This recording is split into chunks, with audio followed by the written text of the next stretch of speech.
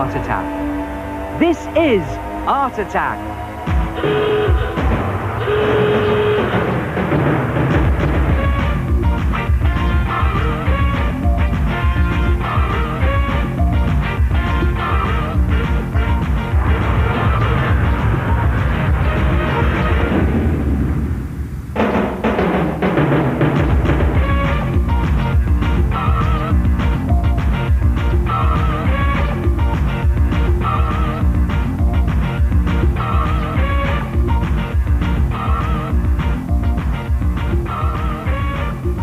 Hello there, welcome once again to Art Attack, the big art show. Do you know, I've discovered a great way of making posters and mass producing them. Come and have a look at this. Take some paper for your posters and then cut a piece of cardboard to exactly the same size as your poster paper. Now the best cardboard to use for this is cardboard box cardboard. And then design your poster onto the cardboard, not the poster paper. Now just draw a very simple drawing in the middle of your cardboard, depending on what type of poster you're doing. Now I'm going to do a poster for a party, so I'm just going to draw some very simple party balloons in there. Just draw the shine on the edges of them, like that.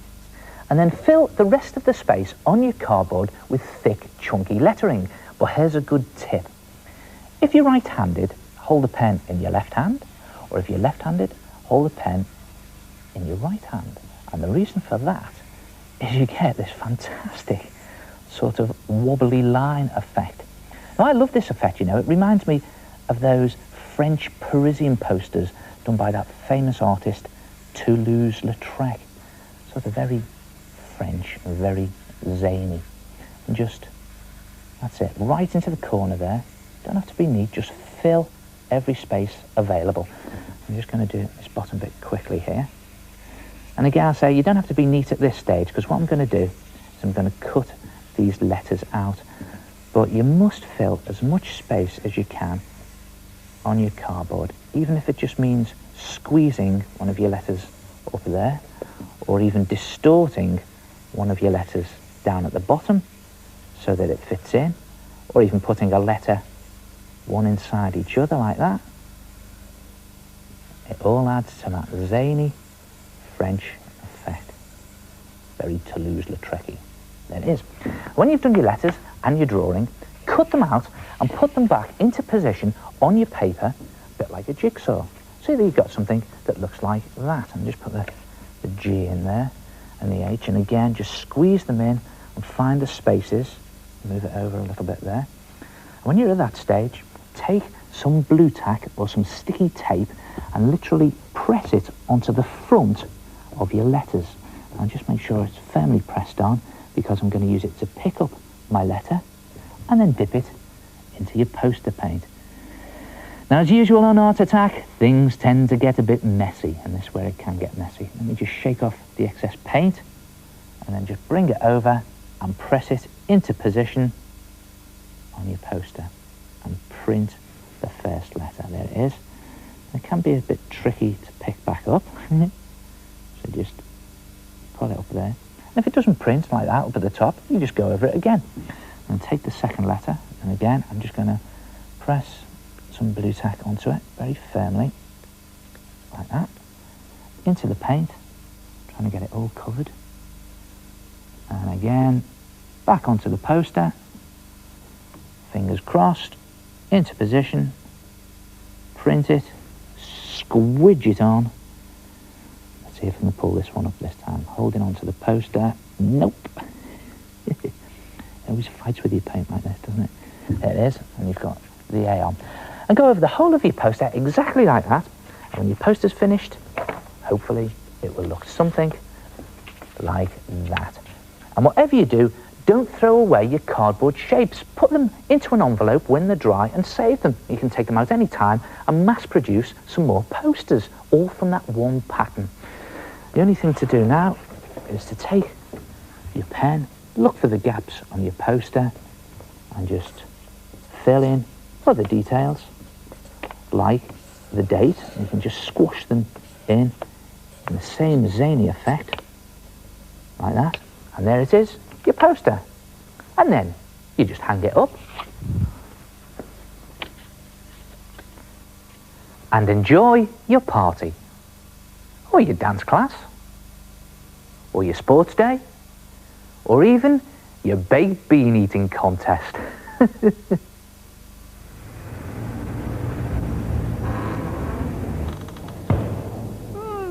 Very effective. Oh, hello. Yes, it's the head here. That's very simple. Just cut out cardboard shapes and letters and print with paint. But do be careful with the cutting. And you can make your poster say, whatever you want. Hey, whatever you want.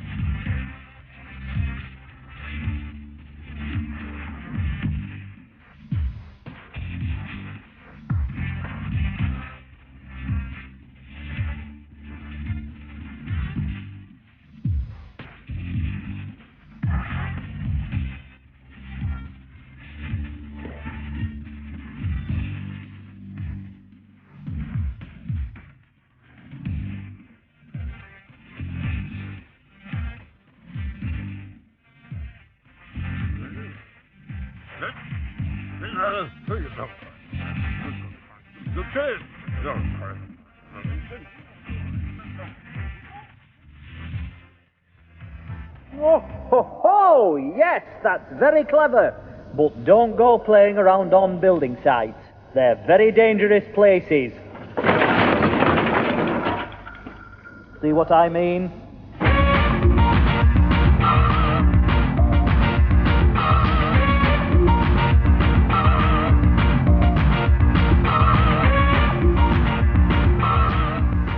I've got a good tip for you to remember next time you're drawing cartoons or comic strips. Backgrounds are just as important as your main characters, but keep them simple.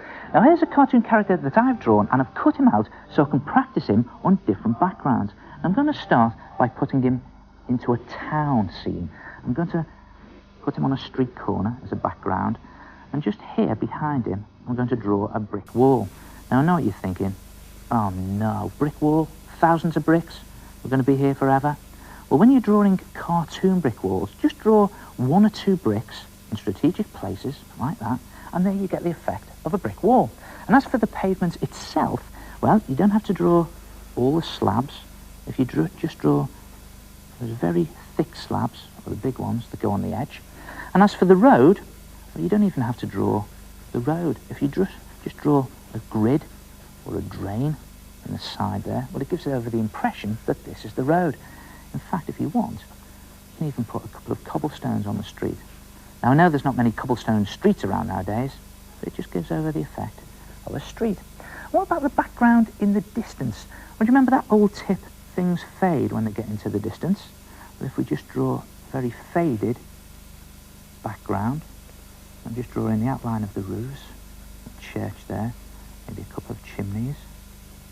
And again, it's giving over the effect of a town in the background. What I'm drawing here, again, just very lightly, doesn't have to be neat.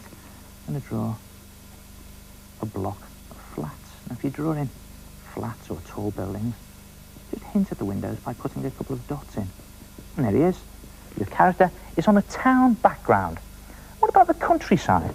Okay, just swap over the paper, lift over my character. Now, the good thing about cutting out your character is you can just keep practicing your backgrounds.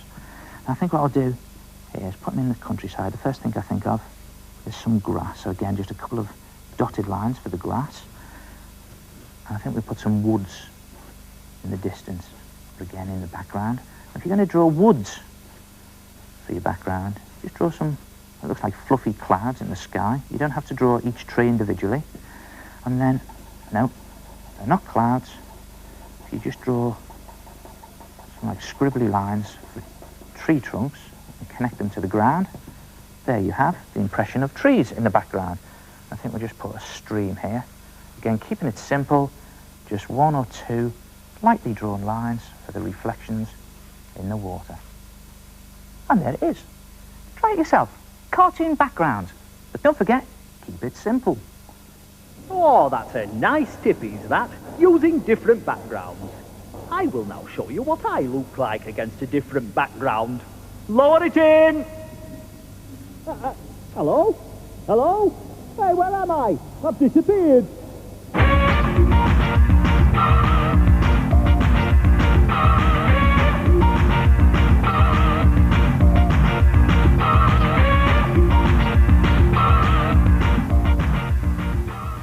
Hello, I'm Mark. This is my black and white picture.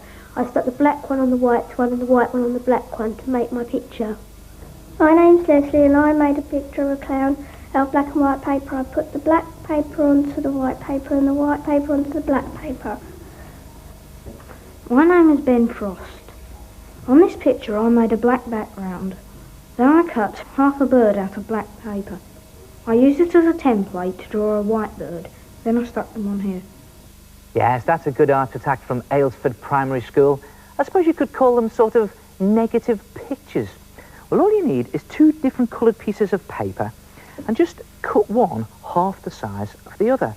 And then place the smaller one on top of the bigger one. And then just draw some shapes onto the smaller piece of paper. Now, I'm going to draw around my hand here. You can draw any shape you like. I'm just going to draw all the way around my hand. I'm sure you've done this a million times before, but not like this, I hope. Now, when you've done that, just cut that shape out so you get something that looks like that. Put a bit of glue on the back of it and then just stick it to one side of the big piece. Just put it into place and press it down firmly. And there it is. But don't throw away the bit that you cut out. Bring that in, flip it over onto the opposite side and onto the other colour, put some glue on the back of that, and then press that firmly into place, and there you have a negative picture. And of course, you can do it any shape you like, any colour you like, any size you like. Just take two different coloured pieces of paper, cut one exactly half the size of the other, draw some shapes on the smaller one, cut it out, flip it over,